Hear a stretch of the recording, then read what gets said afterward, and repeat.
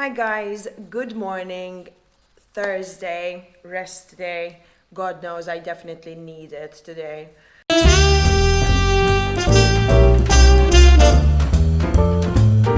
first week back at the gym has been exhausting. I have literally just been sprinting to training, eating, showering, sleeping. Like everything is a rush, but I definitely missed it and I'm so glad to be back. I've definitely I have not worked this hard in so long, and it just coming back from the gym every evening. I've just felt so happy, and I've just felt like I'm back to being myself. And all this week, all I was thinking about is how happy I am, finally, and how I've been for ages wanting to talk about mental health, my mental health, and the whole situation during quarantine. And for everyone who's going to think, well, this is really unfair that you're talking about this now, that it's all over, and that you're finally fine. And I get that. It's important to discuss your feelings when you're feeling them. However, for me personally, I had to concentrate on myself and my own mental well-being, and I I was very fragile. So my mental health was very fragile during quarantine, and yes, I tried to be as positive as I could and always have a smile on my face and always push myself to every training session, and that is what you guys saw. And it doesn't mean that that wasn't genuine. It's just that I was very fragile, and behind the scenes wasn't always as it seemed, I guess. Just to give you a better picture of the situation pre-COVID. So basically, starting this year, of course, 2020 is probably the most important year for every single athlete around the world. And in the beginning of this year, I had the competition in Rome. And leading up to that, I was literally in the best shape I have been in ages. I was triple snatching, 80 kilos, cleaned 110, jerked 112, clean and kind of jerked 110. I basically only missed a 110 clean once out of the 6 times I attempted it. Never missed jerks heavier than 108. It was just basically going so well, and my body weight was moving down and down and down at such a gradual, great rate. And was going to Rome, whatever, things didn't go to planned. As planned, I got sick. I did not lose the weight I was expected to lose prior because I got sick. No excuse whatsoever. I take full responsibility for that. I did not prepare for the worst. I just assumed that everything was going to work out like it always has, except I did not prepare for a situation where maybe I get sick or maybe something goes wrong. And long story short, I had to cut 3 kilos in one day in a sauna for Rome.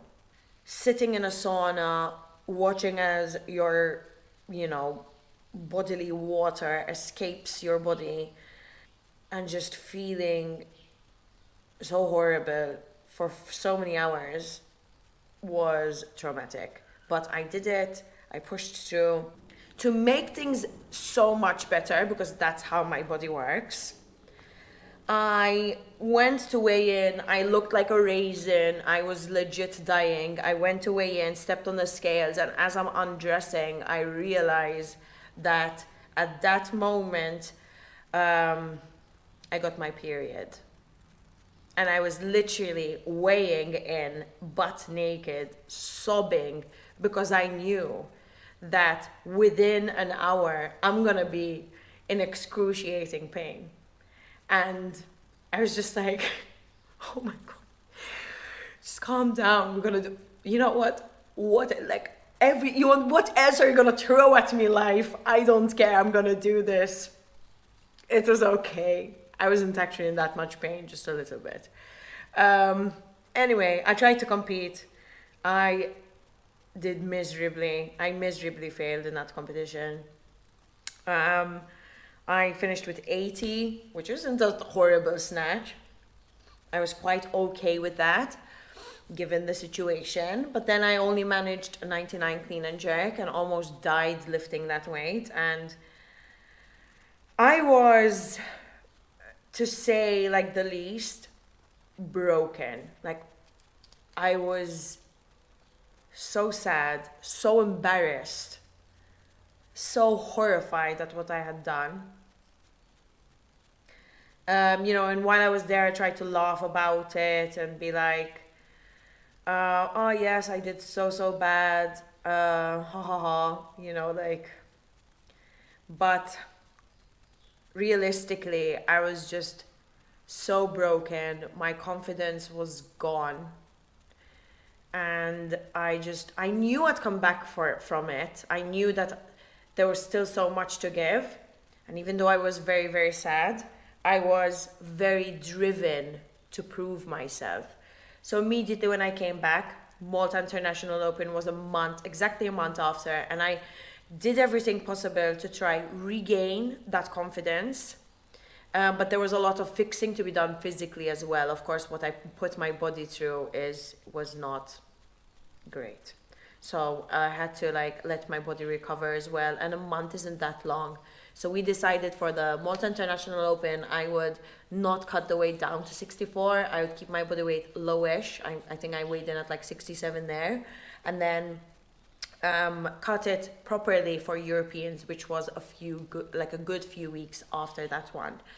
And yes, I mean, of course I had so much to prove for the Malta International Open. It was in front of a home crowd, first huge event here in Malta, and so many people came to watch, and I did a really good, decent result. I mean, in that month, I definitely regained some of my confidence, but at that competition is where I got my confidence back.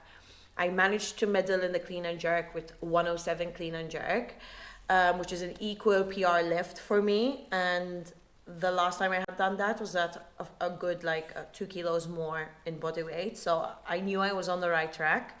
And I just felt like I finally got my confidence back. And it was such a great competition. And it was the crowds there just fueled me to, let's go back to the gym. I'm gonna crush it at Europeans.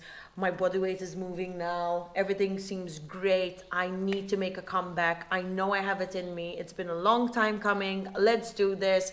Blah, blah, blah. 2 weeks later, COVID hits. And I was so ready to prove myself at Europeans and at Commonwealth and at European small nations. These were all competitions still to come. Of course, there was the Olympic Games, if that's what God wanted for me at that point. But COVID hit, everything was put on pause, and we, for a good 1 month, we did not have any answers as to what's going to happen to our competitions. Are they going to get postponed, cancelled? What's happening? We had no idea what's going on. And I know that COVID was a lot bigger. COVID-19 situation was a lot bigger than what I was going through as an athlete. It just felt like everything I had been working for so long was just flushed down the toilet. I think the first month in quarantine, I've probably hit one of my lowest lows mentally. Every day I tried to push through. I tried to think, this is what's best for the world right now. There are people who are in a much worse situation than you are, Yasmin. So I think about that. Realistically, this isn't forever. You'll go back to competing. And I say this now knowing that that's what I should have been thinking about. And that is what the reality was. But what my mind was repeating over and over is, you've dedicated the past 4 years of your life to the sport, thinking you're gonna have your moment eventually. And you've basically been doing it for nothing. You have basically graduated and decided to take a break from work and make no money for nothing. You are never going to get your moment.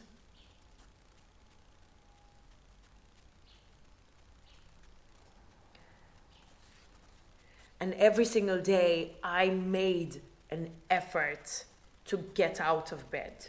Every time I opened my eyes in the morning, I was full of such negativity. And I genuinely tried my best to not let those negative thoughts take over. And I genuinely just every single day tried my best to get out of bed, walk to the gym, and to start my session. It took all of my energy to do that in that first month. And then some other personal issues happened, and I think that was like my breaking point. I was already at such a low, and something happened, and it just broke me. And I think that was the first time since I've trained, since I've been in weightlifting, that I didn't train for around 4 days. I've obviously had a break before, but I've always done some kind of training. These 4 days were literally just me laying down in bed. I cried so much, my eyes hurt. And why am I saying this? I'm saying this because I am surrounded by people who have learned how to deal with that side of me. It was not the first time that happened. The panic attacks, the anxiety, the severe sadness. It happens when I have like a lot of pressure during competitions, or a lot of pressure when I'm out competing. This was obviously a very different situation to the norm, but I'm surrounded by people that have learned how to help me when I'm going through something like that. And this is such an important thing to think about. Going to someone who's going through something like that and saying, come on, think positive, you'll be okay. That is not the way to deal. For myself, whenever someone came up to me and said, if they saw that I was sad or something, and they would say, think positive, I would just literally be like, I did not think about that. Let me think positive. Thank you so much. Like literally, the sarcasm is just huge inside me at that point, because you're trying so hard to think positive. It's just that something inside your head doesn't allow you to. So you telling me to think positive makes it worse. And I think that one of the main things the people around me do, particularly Jake, is he just sits down.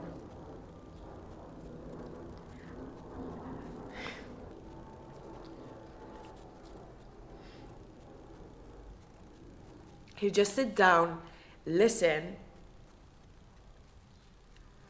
like hug me, and then just tell me like, whenever you need to talk, I'm here. Anything I can do, tell me. I'll listen. I'll just sit down and listen to you for hours. If that's what you need, that's what I'll do. And that's literally what he'll do. Him and the rest of my family. They will just literally sit down and watch me as I sob and cry and listen. And that just takes so much off of me as a person, to know that they have zero judgment, that even though maybe they don't understand what I'm talking about, they're there to listen. I am lucky to be surrounded by people like this, because they are the reason I'm still managing to do what I do. As a weightlifter, people assume you're strong. Of course, a weightlifter equals strength.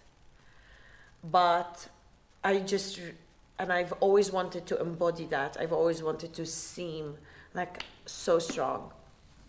And the moment I realized that I don't need to constantly look like I am strong, mentally and physically, is the moment I've been managing to deal with my panic attacks and my anxiety a lot better. I think the moment of finally feeling better during quarantine was when my coach just said, Yaz, just take a break, take a few weeks off, let your body recover, let your mind recover, go to the gym, still do some workouts, but enjoy yourself. And I did take 3 weeks where I went on very long walks, spent time with my family, and just spoke to them, just had some time to spend with my family, which is not something I used to have before. Learn random things like how to cook. I can finally cook now. And I think those 3 weeks were a turning point for me. I needed that physically, but a lot more mentally. One last word of advice is something that really helps me is you don't know what a person is going through mentally. I am the type of person that will cry all the way to the gym sometimes. If I'm going through a tough time, I'll cry all the way going there. And then once I'm there, I'll be like, I'm going to push through. I'm going to make a huge effort to train, to do well, to try and just give it my all. And people around you don't know what you are going through. So as a person, as a training partner, a coach, a colleague, whatever it is, don't be so quick to throw a negative comment at someone. What I mean is, sometimes when I would be in that situation and I'm pushing myself to actually do a session, I know that someone I absolutely love and wants the best for me will first off tell me, you know what, Yaz, really good technique on that one, but you're a bit slow, so speed it up a bit. And that saves my mental state at that point. Because if that person had to say, Yaz, you're super slow, like speed it up, and that's it, me already making an effort to kind of train and do my best and blah blah blah, and just having a negative comment come to me would break me. But because the people around me know to first off say something positive about what I'm doing, and then obviously tell me what my mistake was, it just helps me. So my word of advice is always support each other. And if you're trying to motivate someone while they train, we all have a tendency of just pointing out the negatives. Remember to point out the positives in a person's lifting technique or lifting strength or speed or whatever. It helps millions, and you shouldn't have to hear only about your mistakes. It helps so much to hear about what you're good at and what you're doing right. So I think that's my word of advice. Just be nice to each other.